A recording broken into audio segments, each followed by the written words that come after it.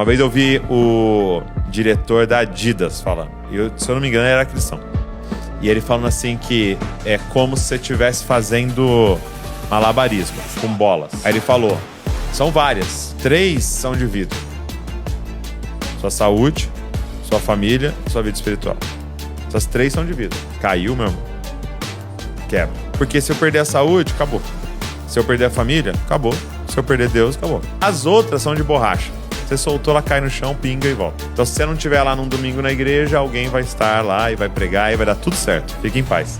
Você não é insubstituível. Se não deu pra você ir dar aula na Descope School, alguém vai lá e vai dar uma aula e vai ser uma bênção e tal. Mas tem uns lugares que não dá pra substituir. Não dá pra cuidar da sua saúde por você, não dá pra cuidar do seu devocional por você e não dá pra cuidar da sua família por você. E aí, você colocando isso, realmente protegendo isso, aí você vai desenvolvendo o resto. Então, é interessante a gente olhar alguns vídeos assim e, obviamente, que eu sei que a intenção do pastor é ajudar as pessoas a organizar a vida, a família, a saúde e a vida com Deus. Mas existe um problema muito grande quando a gente deixa de ter a Bíblia como centro da nossa fé ou do nosso ponto de partida para a maneira como a gente enxerga a vida e a gente passa a ter os livros modernos, coachings e essas falas que são bacanas, são suaves, mas são extremamente perigosas, porque Jesus ele nunca propôs esse tipo de tripartição da vida. Não existe, por exemplo, nenhuma passagem em que Jesus vai falar sobre a importância de você cuidar da sua saúde, da sua família e da sua vida com Deus, como se essas coisas estivessem em pé de igualdade. Jesus ele era hiperfocado na questão da vida com Deus, porque ele entendia que se a sua vida com Deus ela estiver correta, todo o resto tem que decorrer daí. Por exemplo, nós vamos ver várias passagens de Jesus falando que ele vem colocar pai contra filho, mãe contra filha, e filho contra pai, irmão contra irmão, e ele não vem trazer paz, ele vem trazer espada, e que se a pessoa em algum momento tiver que optar entre a família ou ele, e eu tiver algum tipo de embate na família em relação a ele, a pessoa precisa renunciar à família e ficar com ele. Paulo, inclusive, em 1 Coríntios 7, vai escrever sobre como que isso vai acontecer no casamento, em situações em que o marido começa a impedir que a mulher vá à igreja, que a mulher sirva a Deus e que ela viva aquilo que Deus projetou e chamou ela para fazer. Da mesma maneira, quando Paulo vai falar sobre saúde, ele fala para Timóteo, exercício físico para pouco aproveita. Então ele não está advogando que nós temos que viver uma vida doente, mas ele está colocando as coisas em perspectiva, na escala certa. Ou seja, nós não temos 3 bolas de vidro e Deus está em pé de igualdade com a saúde e com a família. Nós temos Deus sobre todas as coisas e a partir do que Deus diz, eu tenho que cuidar da minha família. O que é o grande problema desses tipos de falas e esses tipos de vídeos? As pessoas usam isso para poder desassociar vida com Deus e igreja. A gente vê que no exemplo que ele deu, ele diz que se a pessoa não for pregar ou não for dar uma aula, ou seja, não for fazer o ministério dela, ela não é insubstituível e outra pessoa poderia fazer. Isso vai inculcando na nossa mente que se num dia de culto eu puder ou eu tiver que optar entre ir no culto ou sair com minha família para tomar um sorvete, então eu vou sair com a minha família para tomar um sorvete.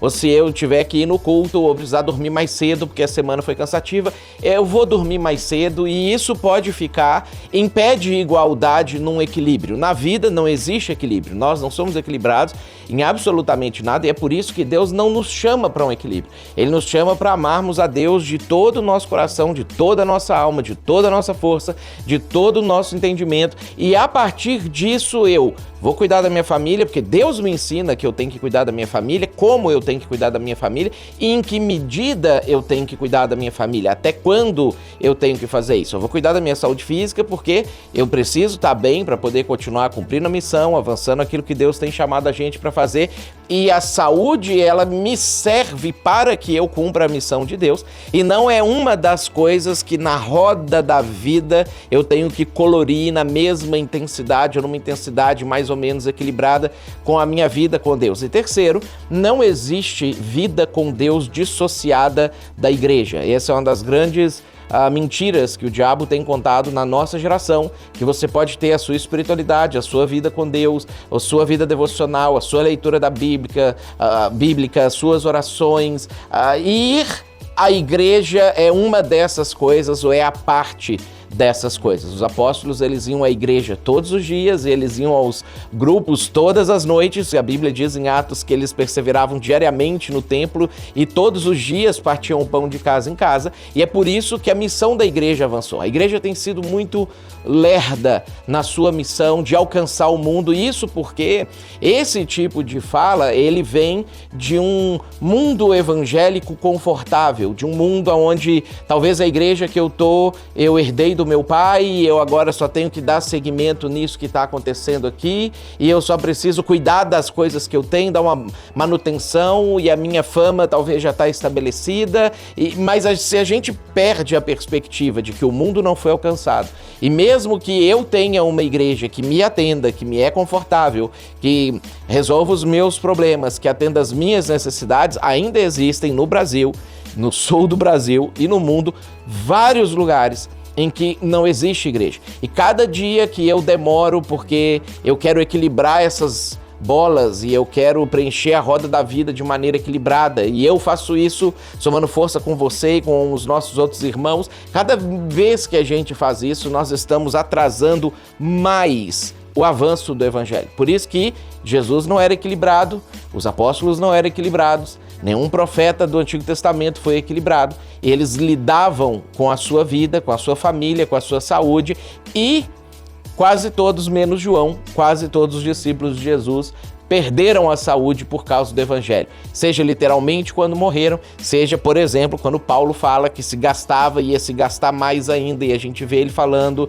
de doenças que ele tinha por conta daquilo que ele fazia quando ele estava tentando avançar o evangelho. Muito importante.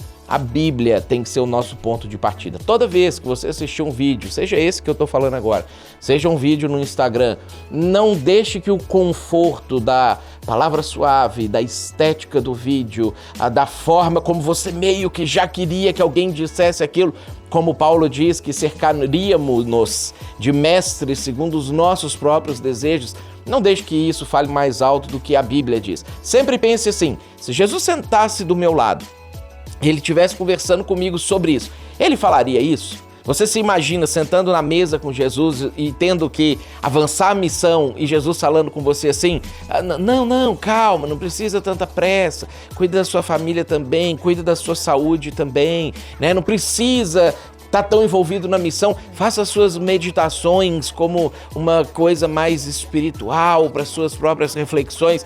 A gente não vê Jesus fazendo isso, a gente vê ele sempre mandando as pessoas largarem tudo e segui-lo. Em alguns casos isso incluiu a família. Como que isso se tornaria realidade na sua vida hoje? Cuidado com aquilo que você assiste, com as ideias que você compra, com a maneira como sutilmente essas ideias humanistas elas vão tomando conta da própria Igreja de Jesus.